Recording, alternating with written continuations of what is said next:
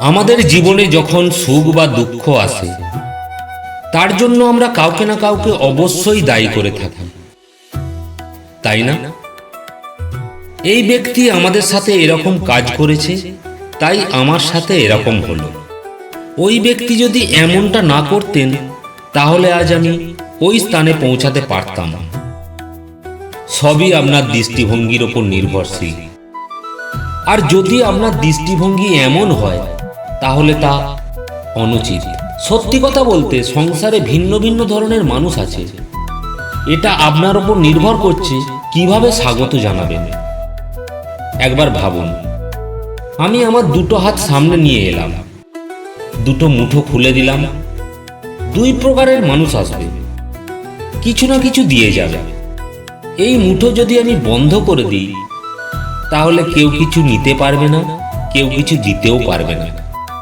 নিশ্চয়ই বুঝতে পারছেন এই দুই ধরনের ব্যক্তি কারা এবং কি দিয়ে যায়। আমি যদি আমার মুঠো খুলে দিই, তাহলে কিছু ভালো মানুষ আসবেন, আমাকে আনন্দ, সন্তুষ্টি, জ্ঞান প্রদান করে যাবেন, ভালো অভিজ্ঞতা দিয়ে যাবেন।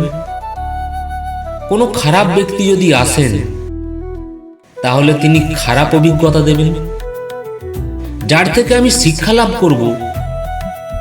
এ সব কিছু আমি লাভ করতে পারি।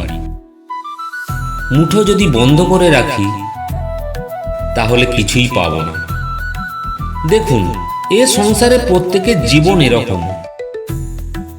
প্রত্যেকের জীবনেই সব কিছু আছে, ভালো আছে, খারাপ আছে, ভালো মানুষ আছে, খারাপ মানুষ আছে, ভালো অভিজ্ঞতা আছে, খারাপ অভিজ্ঞতা আছে। নির্ভর করছে আপনার উপর, আপনি কি করবেন।